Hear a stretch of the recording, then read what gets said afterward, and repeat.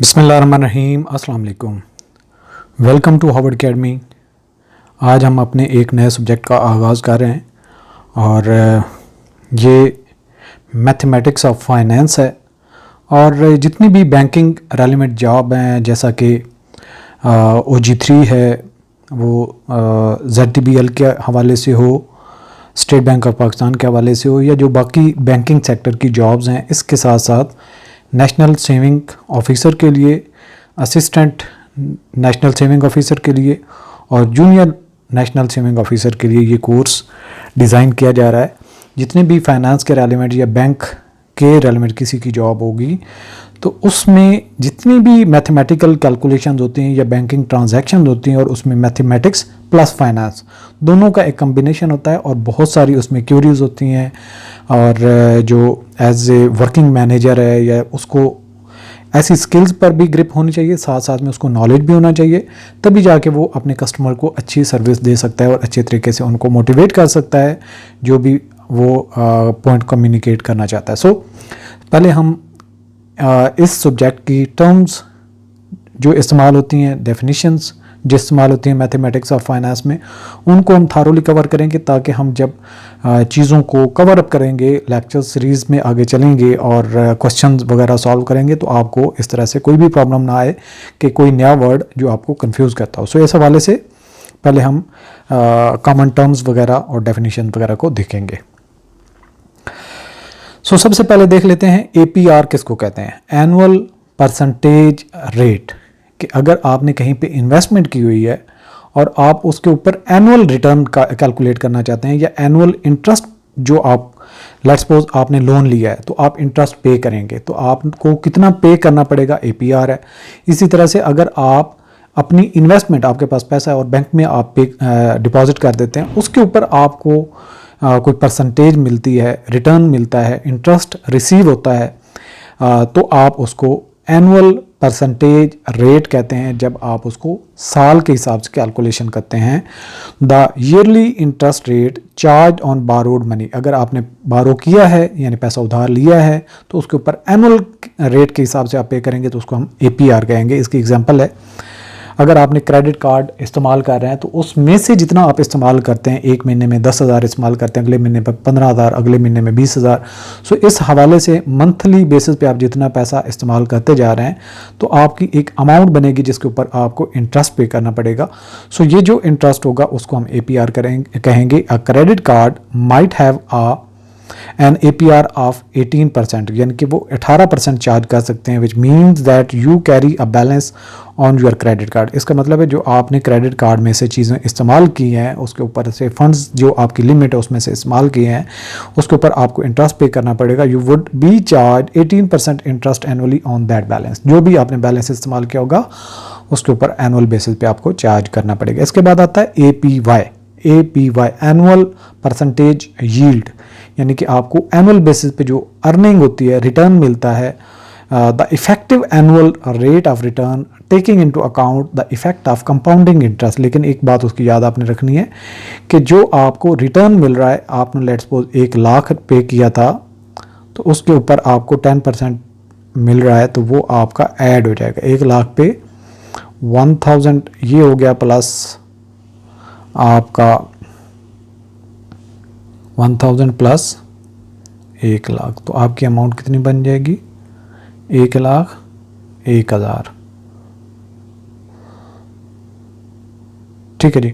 तो अगली दफ़ा आपके ऊपर 10% चार्ज करेंगे तो ये जो 1000 आपको एडिशनल मिला है, इसके ऊपर भी आपको रिटर्न मिलेगा। Saving account might offer an APY of 1.25%, means that over year the compounding interest, यानी कि ये जो आपका इंटरेस्ट आपको मिलेगा ये कंपाउंडिंग अमाउंट पे मिलेगा, यानी पिछला इंटरेस्ट और प्रिंसिपल अमाउंट। प्रिंसिपल अमाउंट कौन सी होती है, जो आपने असल रकम जमा करवाई होती है, और इंटरेस्ट कौन सा होता है, इंटरेस्ट की अमाउंट। ये इंटरेस्ट रेट है, ये इंटरेस्ट की अमाउंट है, इन दोनों को ऐड करेंगे तो प्रिंसिपल प्लस इंटरेस्ट की अमाउंट, इसके ऊपर जो इंटरेस्ट लगेगा उसको हम कहते हैं कंपाउंडिंग रेट या compounding interest. The effective return on your saving would be 1.25% rate के हिसाब से होगा उसकी कैलकुलेशन जब आप करेंगे। अच्छा, इसके बाद अगली डेफिनेशन है ATM, ऑटोमेटेड टेलर मशीन, ये अक्सर जो है बैंकिंग सेक्टर में वर्ड यूज़ होता है।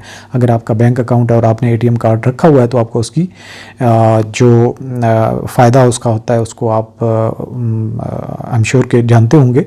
जब भी आप बैंक से कोई ट्रांजैक्शन करना चाहते हैं तो आप वन लिंक के ज़रिए से जाते हैं, एटीएम को इस्तेमाल करते हैं, अपना बैलेंस चेक कर सकते हैं, किसी को फंड्स ट्रांसफ़र करने हो तो वो कर सकते हैं, कैश विदड्रॉल कर सकते हैं, इसके अलावा आप अपनी मिनी स्टेटमेंट वगैरह निकाल सकते हैं और इसके बहुत सारे फ़ायदे हैं। सो ये एक मशीन है जिसमें आप बैंकिंग के बिहाफ पे या बैंक के बिहाफ पे इलेक्ट्रॉनिकली ट्रांजैक्शन करते हैं एक ऑथराइज्ड कार्ड के ज़रिए से, जिसका आप पिन कोड वगैरह सिक्योरिटी होती है। अब machine that allows bank customers to conduct transaction without the need for human teller, यानी कि आपको इंसान के साथ बात करने की ज़रूरत नहीं, आप मशीन के पास जाते हैं और बैंक के बिहाफ पे आप ट्रांजैक्शन कर लेते हैं। इसकी एग्जांपल है using an ATM a customer can withdraw cash, check account balance और deposit cheque without needing to go inside the bank. Bank में गए बगैर आप पैसे एटीएम के ज़रिए से जमा भी कर सकते हैं। एक तो एटीएम होती है, दूसरी इसके अलावा कैश डिपॉजिट के लिए मशीनें होती हैं जिनमें आप कैश डिपॉजिट कर सकते हैं और अपना आपका बैलेंस में ऑटोमेटिकली वो ऐड हो जाएगी। बजाय इसके कि आप बैंक काउंटर पे जाएं, आप डायरेक्टली मशीन से ये ट्रांजैक्शन कर सकते हैं। इसके बाद अगली डेफिनेशन है सीडी, जिसको कहते हैं सर्टिफिकेट ऑफ डिपॉजिट। सीडी का मतलब है सर्टिफिकेट ऑफ डिपॉजिट। सर्टिफिकेट क्या होता है? जब आप मैट्रिक कर लेते हैं, इंटर कर लेते हैं, तो आपको एक सर्टिफिकेट मिलता है कि जी इस बंदे ने इस साल से इस साल तक पढ़ा और इतने परसेंटेज नंबर लिए, ये हो गया सर्टिफिकेट। अब डिपॉजिट का जो सर्टिफिकेट होगा, तो आपने जब कैश किसी बैंक में जमा करते हैं या कहीं पे भी जमा करते हैं तो उसके बदले में आपको एक सर्टिफिकेट मिल जाता है कि आपने 1 लाख रुपया जो है वो जमा करवाया हुआ है। तो ये सर्टिफिकेट आपका एक सबूत होता है कि आपने इतनी इन्वेस्टमेंट की हुई है। So a saving certificate with a fixed maturity date and specified interest rate, कि आपने अगर फर्ज किया आज 60,000 जमा कर रहे हैं 5 साल के लिए, 60,000 आपने किए 5 ईयर के लिए, और ये आपको एक ख़ास रिटर्न बताता है जी, आपको 10% होता है, 12% होता है, जितना भी होता है। तो 5 साल के बाद आपकी अमाउंट जो है ये फिक्स्ड अमाउंट मैच्योर हो जाएगी, तो आप इसमें से 1 लाख ले सकते हैं। ठीक है जी, ये आपकी अमाउंट 60,000 से बढ़ के 1 लाख तक पहुंच जाएगी। तो ये आपका जो 40,000 एक्स्ट्रा होगा, ये 5 साल के ऊपर आप डिवाइड करेंगे तो आपको रिटर्न की परसेंटेज मिल जाती है। तो ये आपने एक्चुअली सेविंग की होती है कि 60,000 आज आपके पास था, 5 साल के लिए जमा कर दिया, 5 साल के बाद आपको 1 लाख मिल गया। इसकी एग्जाम्पल है 5 year cash CD with principal amount of $10,000 might offer an interest rate of 2.5%, meaning that the end of the 5 years the investor would receive $10,000 plus the interest earned, यानी कि वो जो 10,000 उसने उसमें डिपॉजिट किया था प्लस उसके ऊपर जितना इंटरेस्ट बनेगा वो दोनों मिल जाएंगे 5 साल गुजरने के बाद।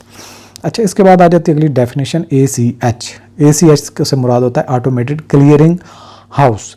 ऑटोमेटेड क्लियरिंग हाउस, जिस तरीके से आप एक कंपनी के अंदर जॉब करते हैं तो एम्प्लॉयर ने सैलरी देनी होती है एम्प्लॉयज़ को, तो वो डायरेक्टली मंथ के एंड पे जितना जिसने वर्कर ने जितना काम किया है उसकी कटौती के बाद उसके अमाउंट जितनी बनती है, उसकी जितनी मजदूरी बनती है, उसकी जितनी वेजेस बनती है, सैलरी बनती है, उसको उसके अकाउंट में भेज देता है। तो इसको कहते हैं ऑटोमेटेड क्लियरिंग हाउस। तो ऑटोमेटिकली वो उसके अकाउंट में से बैलेंस डिडक्ट हो जाता है उस कंपनी के अकाउंट में से और डायरेक्टली उसमें डेबिट हो जाता है, क्रेडिट हो जाता है जो एम्प्लॉय होता है। Network for processing electronic payments and automated money transfer. इसकी एग्जांपल है direct deposit of payroll. Payroll का मतलब होता है जो मजदूरी या लेबर कॉस्ट पड़ती है company. Is a common use of ACH where an employer deposits employees pay check, के एम्प्लॉय का जो पे चेक होता है directly into their bank account, तो उसके बैंक अकाउंट में वो जमा करवा देते हैं। इसके बाद अगली डेफिनेशन है FDIC, federal deposit insurance corporation. तो ये जैसा कि फेडरल से नाम से ज़ाहिर है, वफाक के हवाले से डिपॉजिट इंश्योरेंस कॉरपोरेशन, यानी कि जो एक इंश्योरेंस कॉरपोरेशन है, ये वफाक के लेवल पे डिपॉजिटर जितने भी होते हैं उनको इंश्योर करती है। तो FDIC का काम क्या होता है कि जो भी डिपॉजिट करने वाला उसको सिक्योर करना, उसको सिक्योरिटी करना। जो जहाँ पे भी जिस बैंक में डिपॉजिट कर रहा है तो उसकी वो अगर इंश्योरेंस ली हुई है तो उसका फंड कहीं ज़ाया नहीं होते। US government corporation that provides deposit. Government corporation आपको फेडरल से ही नाम से ज़ाहिर आ जाता है। US government corporation that provides deposit insurance to depositor. जितने भी जो पैसा जमा करवाने वाले हैं US कमर्शियल बैंक में, उनकी वो श्योरिटी करता है, इंश्योर करता है उनकी इंश्योरेंस देता है। एंड सेविंग इंस्टीट्यूशन, इसी के साथ साथ जो बाकी सेविंग इंस्टीट्यूशन उनमें भी इन्वेस्टमेंट करते हैं या सेविंग में डालते हैं, डिपॉजिट करते हैं, तो उनको FDIC जो है वो इंश्योरेंस देती है कि आपके पैसे ज़ाया नहीं जाएंगे। इसकी एग्जांपल है इफ़ US बैंक फेल्स, जहाँ पे उसने डिपॉजिट किए थे पैसे, वो फेल हो गया यानी कि वो बैंक करप्ट हो गया, तो फिर अब इंश्योरेंस हुई हुई है FDIC के साथ, तो क्या करेगा, the FDIC protects depositor by insuring deposit up to $250,000 per depositor. जो एक डिपॉजिटर है उसको $250,000 तक की इंश्योरेंस वो देते हैं पर इंश्योर्ड बैंक, यानी कि उसके एक बैंक में 2 3 4 जितने में अकाउंट हो गए, तो एक बैंक के हिसाब से जो एक डिपॉजिटर उसको $250,000 की इंश्योरेंस फराहम करता है FDIC। इसके बाद 7वें नंबर पे नो योर कस्टमर KYC है। अक्सर आज की लेटेस्ट कंटेम्प्रेरी जितने भी आर्टिकल्स वगैरह उनको आप जानते होंगे, समझते होंगे। तो जब भी आप किसी बैंक के साथ ट्रांजैक्शन करते हैं, वो आपका बायोडाटा रखते हैं, वो आपको जानते हैं कि आप कहाँ पे क्या काम करते हैं, क्या आपकी प्रोफाइल है, आप कौन सा बिजनेस कर रहे हैं। तो जो आपसे इंफॉर्मेशन आपका बैंकर रखता है उसके बारे में जो नॉलेज है अपने कस्टमर के बारे में, उसको कहते हैं नो योर कस्टमर। यानी आप ऐसे किसी ब्लैकमेलर को, आप ऐसे ब्लैक मनी जो स्मगलिंग करता है उसको अपना क्लाइंट नहीं बनाएंगे, या कहीं पे वो मिसयूज़ करता है पैसे का, फ्रॉड करता है, तो उसको आप अपने इस नेटवर्क में आने की इजाज़त नहीं देंगे। आप ट्रांसपेरेंट और क्लियर जो आपके कस्टमर हैं उनको अलाउ करेंगे बैंकिंग ट्रांजैक्शन के हवाले से। ये इसलिए बायोडाटा या इंफॉर्मेशन एक अकाउंट ओपन करने के लिए और बाकी ट्रांजैक्शन करने के लिए ज़रूरी होती हैं, ताकि बैंक जो है वो अपने कस्टमर को जानता हो कि वो क्या कर रहा है। A process used by financial institutions to verify the identity of their clients. इसकी एग्जांपल है when opening a new bank account, customers are required to provide identification documents such as passport or driver's license as part of the bank's KYC process. जो हर bank का अपना KYC का process है, यानी कि know your customer. आप अपने customer को जानने के लिए क्या उससे इंफॉर्मेशन लेते हैं, हर बैंक की अपना एक तरीक़ाकार है। इसके बाद आता है 8वें नंबर पे स्विफ्ट। स्विफ्ट से मुराद आपने देखा स्विफ्ट मैकेनिज्म के ज़रिए से बैंक की ट्रांजैक्शन हो गई। सो ये है society for world wide inter bank financial telecommunication. आपका बिजनेस है दुनिया में 3 4 ममालिक में, तो आपने कोई ट्रांजैक्शन करनी है अमेरिका से चाइना में, चाइना से जापान में, तो बैंक जो है वो आपके बारे में सिग्नल भेजता है। एक स्विफ्ट इंफॉर्मेशन होती है, वो आपकी क्विकली भेजता है। आपने अगर पैसा कहीं अमेरिका से चाइना में भेजना है, तो वो वहाँ से जो इंटरलिंक बैंक हैं उसको इन्फॉर्मेशन भेजेगा कि फ़लाँ अकाउंट होल्डर उसकी इतनी अमाउंट इसको मिल जानी चाहिए, या उसको क्रेडिट कर दी जाए, या फर्दर उसकी पेमेंट की जाए। तो स्विफ्ट के मेथड के ज़रिए से पेमेंट होती है। इस तरीके से बैंक्स आपस में ट्रांजैक्शन करते हैं एक कोड के ज़रिए से, नेटवर्क फॉर सेंडिंग और receiving secure financial messages between banks. तो ये बैंक टू बैंक जो है इंफॉर्मेशन एक्सचेंज होती है वो स्विफ्ट के ज़रिए से होती है। इसकी एग्जांपल है a bank in the US can send money to a bank in the Germany using a SWIFT network. तो ये एक नेटवर्क है जिसके ज़रिए से यूटिलाइज करते हैं, आपस में सिक्योर्ड इन्फॉर्मेशन होती है, कम्युनिकेट होती है, which ensures secure and standardised communication between the banks. तो स्टैंडर्ड तरीके से बैंक आपस में कम्युनिकेट करते हैं और फाइनेंशियल ट्रांजैक्शन सपोर्ट करते हैं। उसके बाद 9वें नंबर पे जो डेफिनेशन है IBAN या IBAN, international bank account number. अगर आपका पाकिस्तान में लोकल बैंक है और उसका एक नंबर है, तो उसको एक स्टैंडर्ड फॉर्मेट के ज़रिए से IBAN है, यानी कि इंटरनेशनल बैंक अकाउंट का एक स्टैंडर्ड फॉर्मेट होता है, नंबर होता है।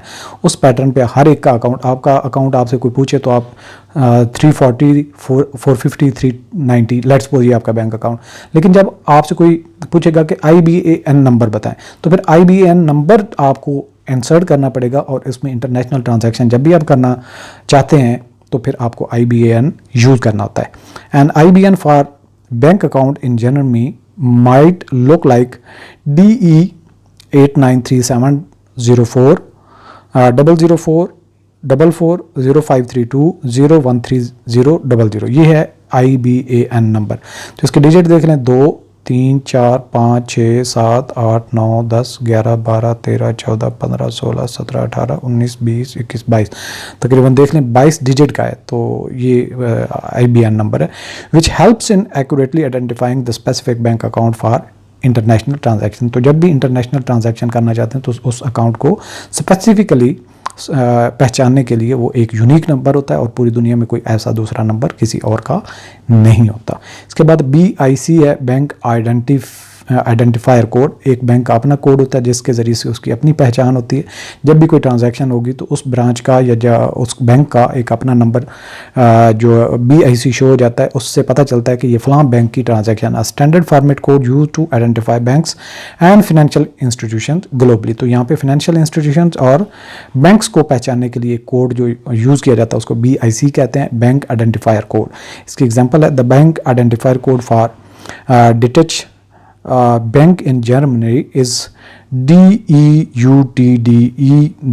तो जहाँ पे भी ये यूज़ होगा तो इसका मतलब है डिटेच जो जर्मनी का बैंक है उसने ये ट्रांजैक्शन की है, which uniquely identifies the bank in international transaction. तो इंटरनेशनल लेवल पे कोई भी ट्रांजैक्शन हो तो ये इस बैंक की ट्रांजैक्शन को शो करने के लिए ये डिजिट आपको सामने नज़र आएगा। तो इसको हम कहते हैं BIC, बैंक आइडेंटिफायर कोड, यानी कि बैंक को पहचानने के लिए जो कोड यूज़ होता है उसको BIC कहते हैं, बैंक आइडेंटिफायर कोड। आज का सेशन यहाँ पे कंक्लूड करते हैं। इंशाल्लाह ये कंप्लीट कोर्स आपको हार्वर्ड एकेडमी की वेबसाइट www.harvardacademy.com पे अवेलेबल होगा। अभी हमारी डेमो लेक्चर्स की सीरीज़ चलेगी, आप इसको कंटिन्यूअस अंडरस्टैंड करें चीज़ों को, ताकि जब हम रेगुलर चीज़ों को टॉपिक्स को लेके चलेंगे तो आपको कोई भी प्रॉब्लम ना आए। थैंक यू, अल्लाह हाफिज़।